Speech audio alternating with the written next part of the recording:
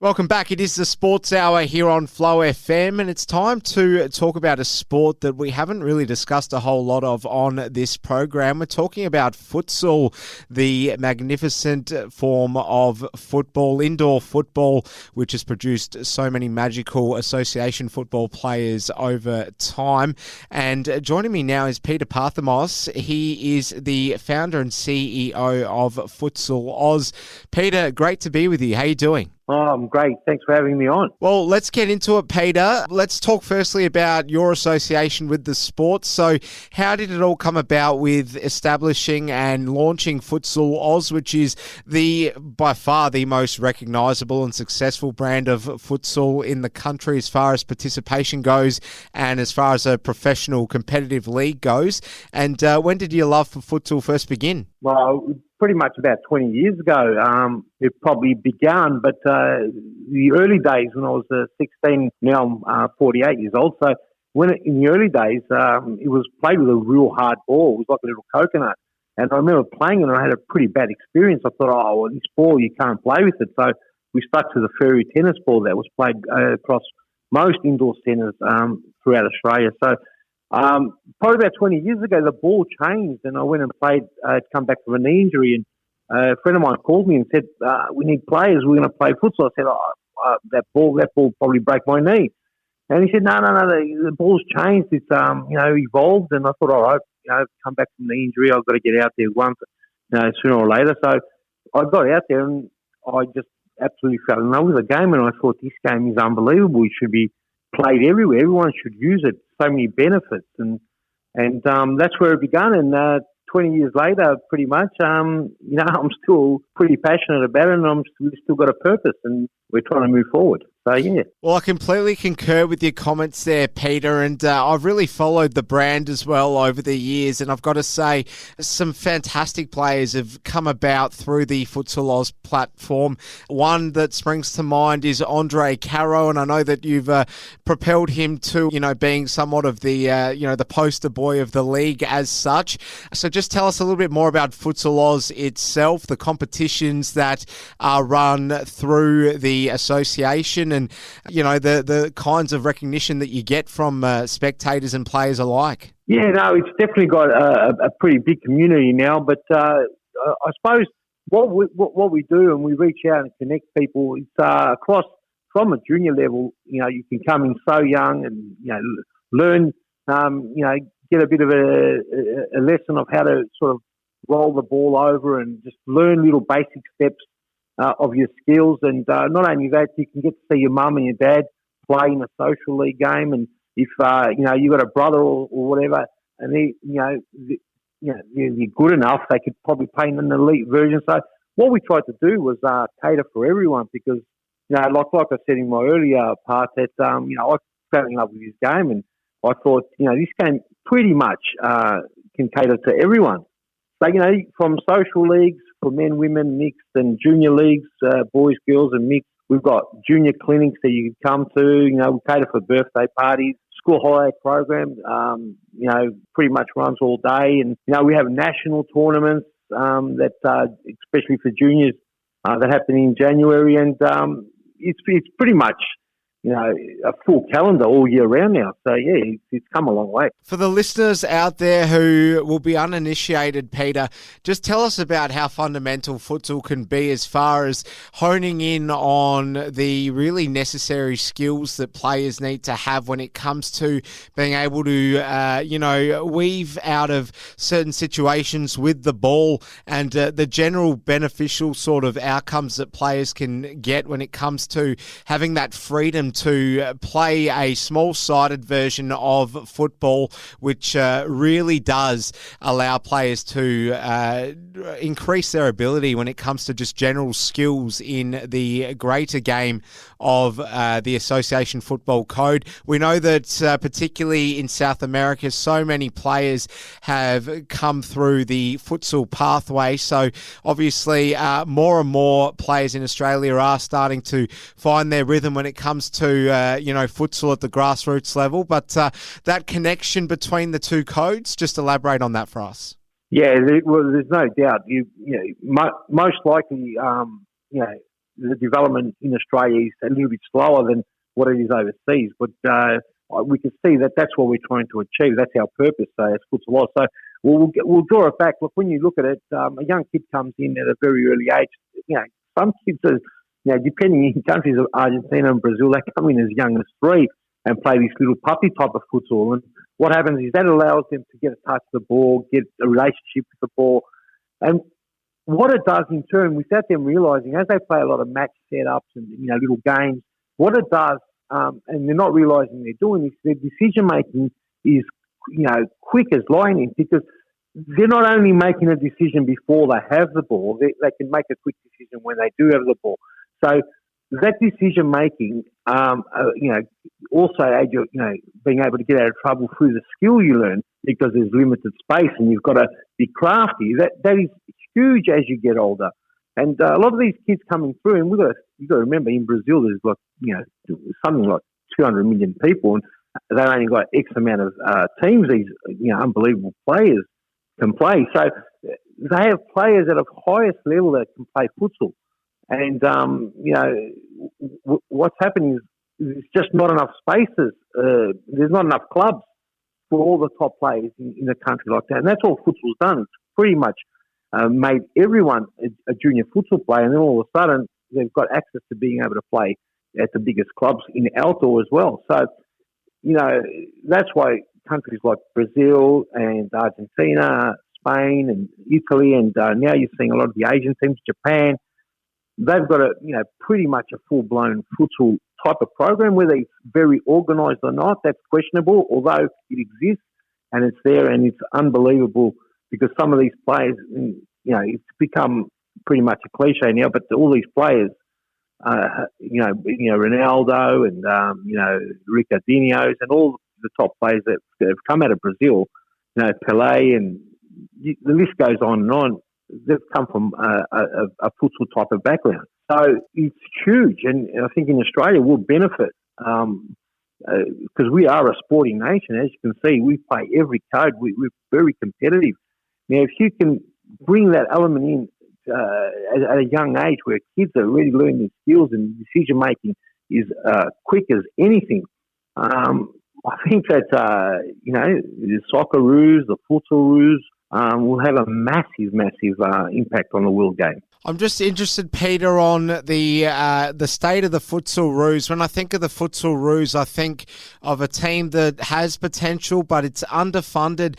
And for the life of me, I can't understand. I know you did make some points there that are relevant to this, but I can't understand for the life of me why we just don't seem to get any elite futsal players that really come through in Australia. Because, as you say, it is such a popular sport, particularly for the full-time footballers who use it as a means to keep fit in the summer, perhaps. They then go into their winter code of playing the association football game outdoors. But at the international level, when it comes to the Futsal World Cups, even the Asian tournaments, Peter, we just seem to fall away. And like I said, I can't understand why. We've seen the Socceroos make, relevant strides over the past 20 years, but we just haven't seen it at the futsal level as much. No doubt. Look, most of these associations, federations, there are some really good people, talented people working for them. They do a great job, and this is not knocking them at all. It is a tough gig. An organisation like Futsal Oz, we've got lots of full-time staff and lots of casual staff, and there are a lot of people that come in seasonal and work, and it's a whole operation. And we run, our futsal now, as opposed to the association, and in this case, it's obviously the FFA running the Futsal Roos at the moment through their federation. They've pretty much got one person running that whole department. Now, I know from what we do, it's virtually impossible. It's one person who's perhaps an unbelievable worker to get around to be able to source the right coaches, source the right people, get the right players, identified who's the next youth coming through. It's just way too much. And because they're also situated in a particular state, in this case it's New South Wales, they don't have the eyes, they don't have the vision, and they don't have the backup. And let's not mention they most likely don't have the funds to be able to make these, great decisions that are needed, especially when you love the game of futsal. It's just not happening, and we're hoping that going forward through just mere participation-wise and people getting involved, and there's a lot of passionate people involved in futsal across every state in Australia, and we think that by putting the focus on it, and when we put a focus on something, we put all our attention and our energy in it. So we'll see what happens, but that's what the purpose is, and hopefully that's what we're moving towards. Commercially, and perhaps we can apply a worldwide lens to this, Peter. With futsal, I mean, let's take the typical sort of Victorian AFL person who might take a disliking to the round ball. Futsal is a very end-to-end game. Often we get a lot of goals, we get a lot of action, a lot of skills, a lot of players really expressing themselves. It's all the kinds of things that a neutral sports fan wants. Why do you think, globally the game struggles commercially? I know in some countries like Portugal, Malaysia, and some of the South American parts of the world, we do get a vast amount of interest, but in other parts of the world, it seems to be a bit of a backwater, unfortunately. Yeah, look, it does take a step back, and it takes a seat back in as opposed to especially in our country, AFL, cricket, and the NRL, and that. So it definitely takes a step back.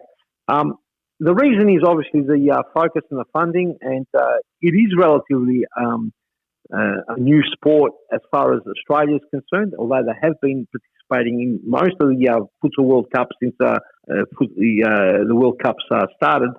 Look, it's pretty much answered by the infrastructure around. We don't have it in place. There isn't anyone that's pretty much taken a grip of it and pushed it forward. And the thing is, it is controlled by FIFA at this stage, and most of the control is with FIFA. There is other associations that have got rival factions of futsal, and there's plenty of those. Look, if you're football, you probably concentrate on football as a business because you've fully got control in most of the countries, as opposed to futsal where there's a lot of private ownership, there's private organisers, private competitions.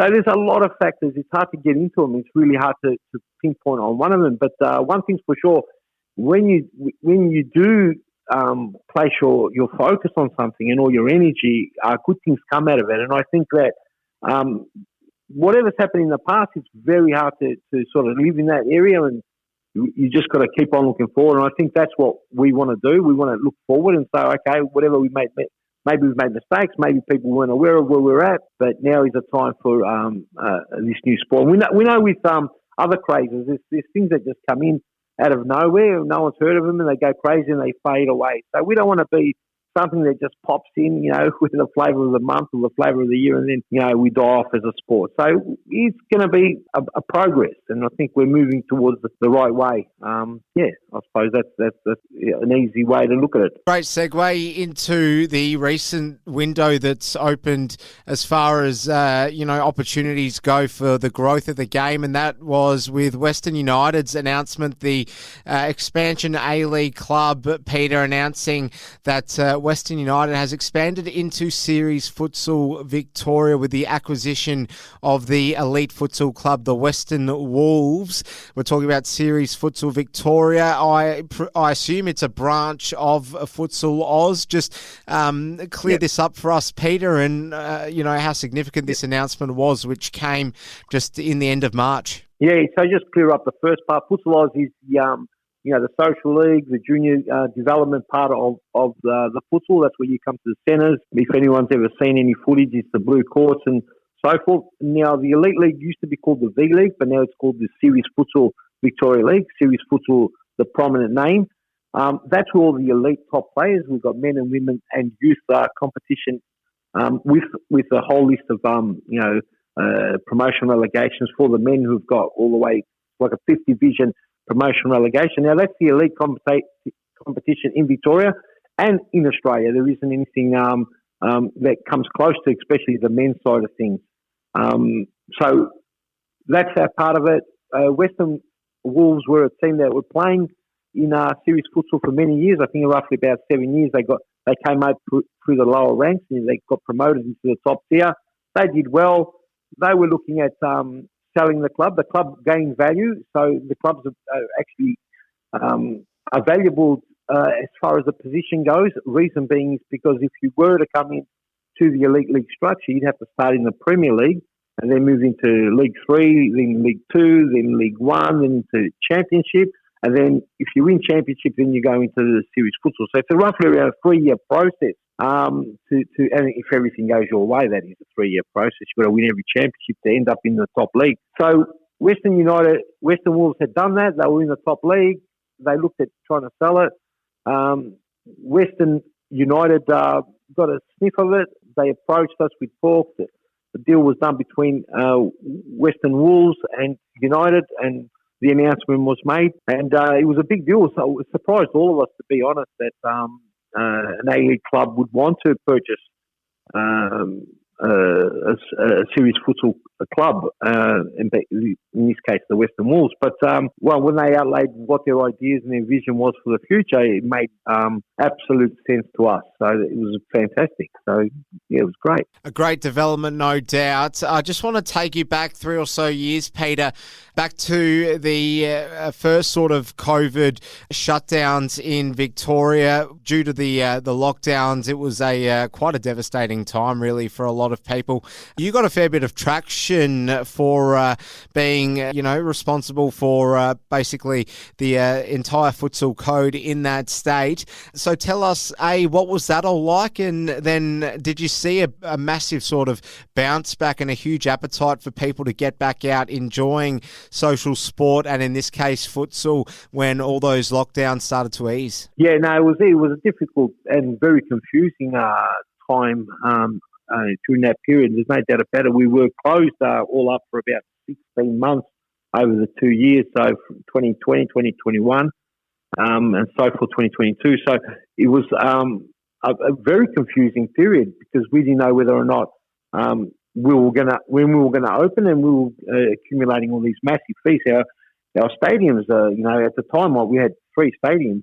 One's 5,000 square metres, and it's massive. And the other one's 3,000 square metres, and the other one is 1,500. So these are massive buildings that we're accumulating bills for and having to pay 50% of the rent. That was the deal done with the government. So we're accumulating massive amounts of debts, and we were restricted from trading. So in my mind, I thought, I'm trying to grow this game. I didn't get into this because I'm this amazing business person. I have a passion for this game, but I want to see this game continue. So I wasn't going to, pretty much just stay put and say, okay, I'll accumulate this debt. I'll go broke through this period, and then that's the end of Futsal Oz and Series Futsal. So we decided we're just going to, it was a state of emergency, it was a state of disaster. All these contracts we had in place with our landlords were all null and void now. So we thought we're going to pack everything up, we're going to put in containers, and we're going to sit it through until everything opens up again, because you can't live like that. So we made an announcement, we spoke to everyone, we said we're closing down, and due to the fact that it's a state of disaster, state of emergency, those laws allowed us to be able to walk away from these deals, and that was the announcement. So that's when the radio stations throughout W and was mentioned on a couple of TV stations. It was actually on the ABC as well, and they ran with the story. And it wasn't until there was so much activity, and we got a massive, we were humbled by the outpour from our community, and all the players and even fans of Series Futsal, and everyone wrote to us. So it was overwhelming, the response we got from the decision of going to close down the whole organisation. So it was a very hard period. We made the decision through the massive outpouring of pretty much disbelief. We sat down with our landlords, and we pretty much made new deals which worked for both of our favour and be able to continue operating. And we did close one stadium down, which was pretty much something we couldn't reach agreement with, so we had to let that one go. But having said that, all how devastating and how crazy the period was, it allowed us to reflect and allowed us to restructure our business through our software. We developed software. We kept on developing software during that period because everyone was tucked inside, and obviously software was king. Everyone was on Zoom or everyone was on some type of fitness regime for at least 2 hours or a day. But so that was that period. It was hard. I'm glad it's where it's passed, and there was a lot of lessons learned, and we've bounced back very, very strong through that period. I think people saw that it wasn't about the money; it was about growing the dream, especially the people in our community that really know us, and fully supported and fully backed. So we're humbled and grateful for it. Peter, we'll just finish on the upcoming social season. So we're talking about a level of competition that caters to everyone, as you've spoken about already, juniors, men's and women's futsal in the social lights. So just tell us about why people should be registering and how much of a good time people have on the court. Yeah, definitely. Look, social season, the new social seasons for everyone is starting. So men, women, mixed teams, juniors, and boys and girls obviously in the juniors ranks all the way up to the youth leagues, as young as 6 as well. So it's very important. What we've seen happen over the years, we've seen great relationships develop. So one part is playing, keeping fit, keeping your mind fit, but it's also to the social aspect. That's why the social sports are huge. People need each other. Sometimes you could be sitting next to someone that's centimetres away from falling apart. So what we find in these places is a real good buzz. People are friendly. They want to reach out. They want to make friends. They want to connect, and that's huge. And what we've seen since the pandemic, we've seen that people have appreciated it more. They appreciate their time and being present more when they come into Futsal Oz and being part of a social team, or they're a parent, they're bringing their kid. So it's very important. It's good for your health. It's good for your mind above all. And there's great people. What we do pride ourselves on is that we respect people. Right to come there and play and feel safe. So we don't tolerate we don't tolerate any nuisances and trouble. So we really want to protect the harmony in the place, and that's what our purpose is as well. And that's what I think makes people want to come back more. Well, Peter, fantastic work to get the Futsal Oz brand to the level that it's at. You've got a huge social media following, and you're doing great work for the code. So good on you, Peter Parthimos. He's the founder and CEO of Futsal Oz. Been a great chat and a very wide-ranging one for that matter, Peter. Really appreciate your time and all the very best with everything going forward. Appreciate your time, Ellis. Thank you.